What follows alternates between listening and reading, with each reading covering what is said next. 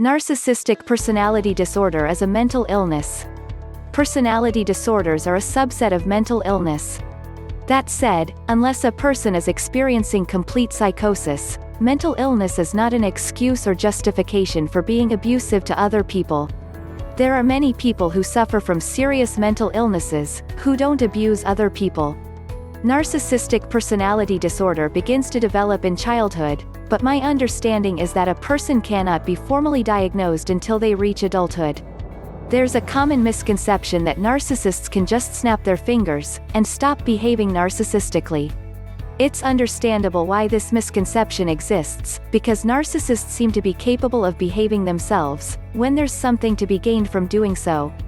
People see the narcissist behave kindly, even compassionately, and say, "See, they can be kind and compassionate if they want to." People see the narcissist treat another person very well and say, "See, they know how to not be abusive when they want to."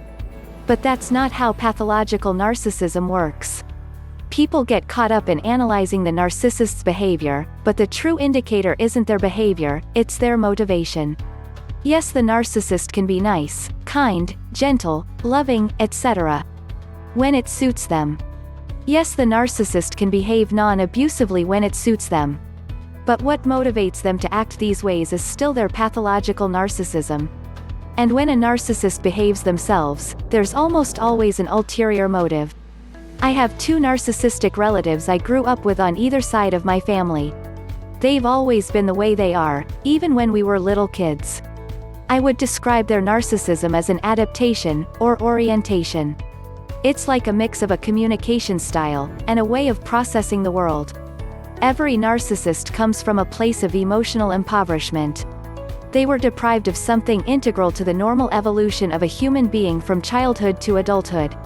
That deprivation was so profound that their emotional development just went off the rails. My relatives can't just snap their fingers and stop being narcissistic, because they don't know any other way to be. They've been relying on the same disordered mental interpretation of the world their entire lives. They've relied on manipulation as their primary means of communicating with other people their entire lives. When they're nice and kind, there's always a narcissistic agenda driving that behavior. When they're mean and abusive, there's always a narcissistic agenda driving that behavior. After decades of their abuse, I went no contact with both of these relatives about 10 years ago. It was a very difficult process, and it took me about 3 to 4 years to get to the point where I was emotionally strong enough to let go. It's turned out to be one of the best decisions of my life.